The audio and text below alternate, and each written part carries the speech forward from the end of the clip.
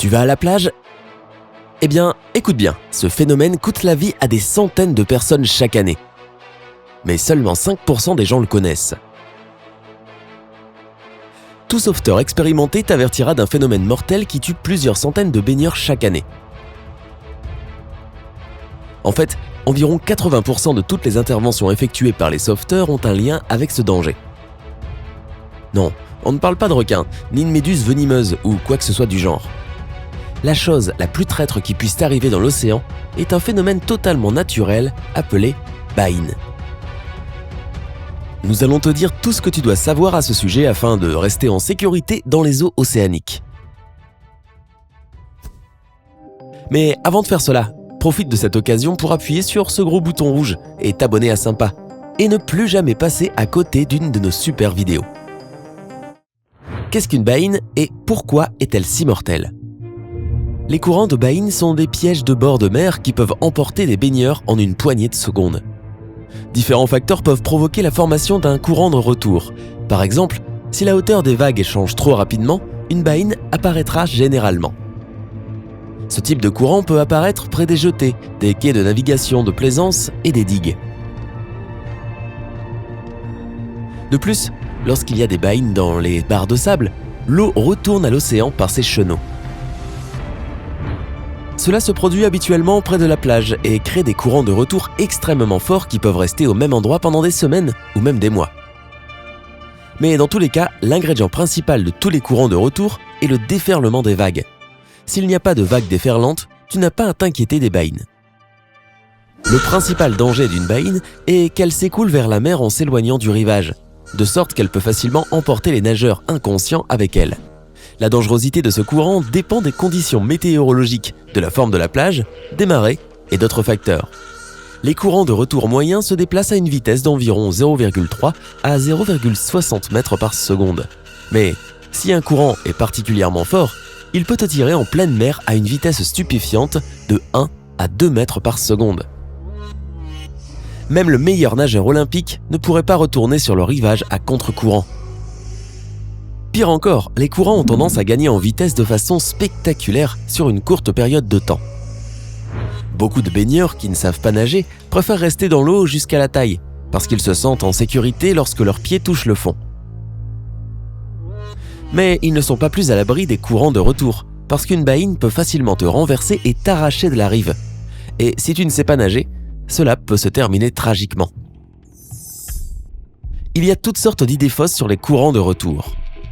L'un des plus populaires est qu'ils te tireront sous l'eau. Mais en réalité, une baïne ne te noiera pas. Elle t'emportera tout simplement loin du rivage. Ouf, c'est un soulagement, je suppose. Un autre mythe très répandu est que si tu es pris dans un courant de retour, il t'entraînera à jamais au large de l'océan. Encore une fois, pas tout à fait. Oui, une baïne peut t'entraîner assez loin dans les eaux libres, mais même dans le pire des cas, tu ne te retrouveras pas à des kilomètres du rivage. Tu devras probablement nager un long chemin pour retourner à la plage. Il est également tout à fait possible, et tout à fait probable, que la baïne elle-même te ramènera. Et c'est parce que 90% des courants de retour se déplacent dans des cercles gigantesques. Cela signifie qu'ils s'écoulent des eaux peu profondes vers l'océan et vice-versa. Il y a aussi une idée fausse selon laquelle si tu ne vois pas de baïne, tu n'as pas à t'inquiéter. Mais ces choses peuvent se former de façon totalement inattendue, comme si plusieurs vagues venant de directions différentes s'écrasaient les unes contre les autres. Boum, tu as maintenant une baïne. Donc, si la plage que tu fréquentes est tristement célèbre pour les courants de retour, sois toujours très prudent. Comment identifier un courant de retour ?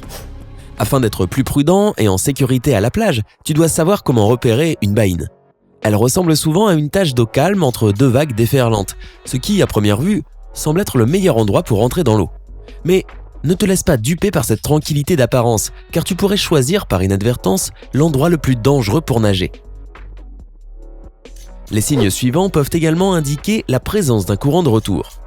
Certaines zones ont une couleur plus foncée que le reste de l'eau. Il y a une interruption dans les vagues à venir. Il y a des algues et de l'écume qui se déplacent vers le rivage à partir de l'océan. Tu vois une zone d'eau agitée. Que faire si tu as été pris dans un courant de retour ? Lorsqu'une personne se fait prendre dans une baïne, ses actions déterminent son destin. Point final. La première chose que tu dois absolument faire est de rester calme. La panique n'aide pas. En fait, cela finit par coûter la vie aux gens lorsqu'ils sont vaincus. Deuxièmement, tu dois économiser ton énergie.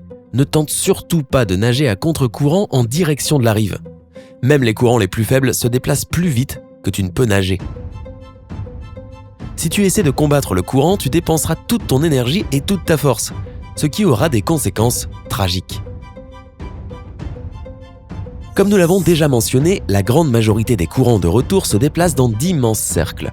Ils partent généralement entre 50 et 90 mètres au large et reviennent ensuite.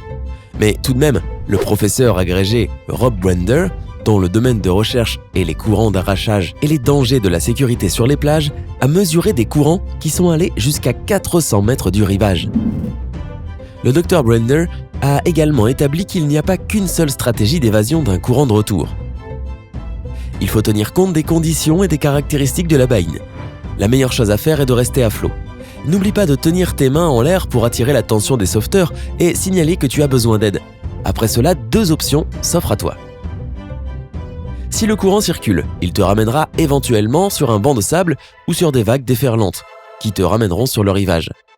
Il pourrait aussi t'emmener vers la mer jusqu'à ce qu'il n'y ait plus de vagues déferlantes. À ce moment-là, le courant cesse et tu peux attendre les sauveteurs ou même nager jusqu'au rivage. Assure-toi juste que tu nages autour de la baïne. La deuxième option ne fonctionnera que pour les très bons nageurs. Si tu en fais partie, tu peux essayer de nager parallèlement à la plage pour sortir du courant.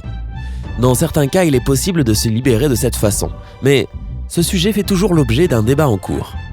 Jamie McMahon, professeur d'océanographie, a déjà été pris dans une baïne. Bon, en fait, il n'a pas vraiment été attrapé, mais il s'est mis de son plein gré. En tant qu'expert en courant de retour à la Naval Postgraduate School de Monterey, en Californie, il a décidé de faire des recherches sur ces courants de l'intérieur et d'enregistrer une vidéo de sécurité pour la National Oceanic and Atmospheric Administration. À un moment donné, alors qu'il était pris au piège dans le courant, il a essayé de suivre les directives de sauvetage et de nager parallèlement à la rive, mais il s'est rendu compte qu'il ne pouvait pas le faire, parce que le courant ne cédait pas.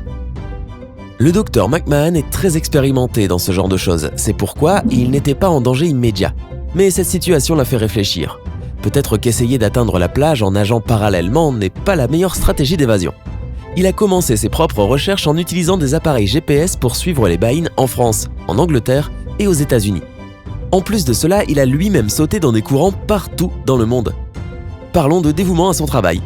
Parmi les nombreux courants qu'il a étudiés, seuls 10 à 20% ne sont pas retournés sur le rivage. Les autres ont tourné en rond.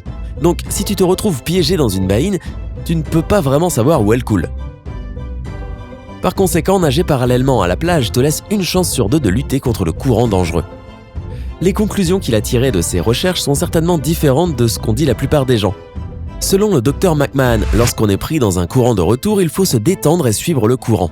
Il dit qu'il y a des chances que ça te ramène sur le rivage en quelques minutes. Les recherches de McMahon ont certainement suscité un certain nombre de débats animés au sein de la communauté des chercheurs contemporains. Et alors que ces résultats sont utilisés en Australie pour enseigner aux gens comment survivre à des courants dangereux, dans certains pays, ces conclusions et recommandations sont ignorées ou même considérées comme potentiellement fatales. Dans tous les cas, la principale raison pour laquelle les gens perdent la vie lorsqu'ils sont coincés dans un courant de retour est la panique.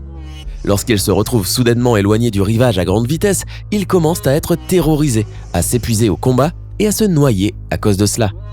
Ce que tu devrais plutôt faire, c'est de rester calme, de prendre le contrôle de la situation, de rester à flot, de peser tes options et de ne pas t'épuiser. Si tu prends ces mesures, tu auras de meilleures chances de t'en sortir. Alors, as-tu déjà vu ou été pris dans une baïne ? Que ferais-tu ou as-tu fait pour t'en échapper ? Parle-nous de ton expérience et de tes opinions sur le sujet dans les commentaires ci-dessous. Nous espérons que ces informations t'ont été utiles et si c'est le cas, clique j'aime sous la vidéo et partage-la avec tous ceux que tu connais. Reste prudent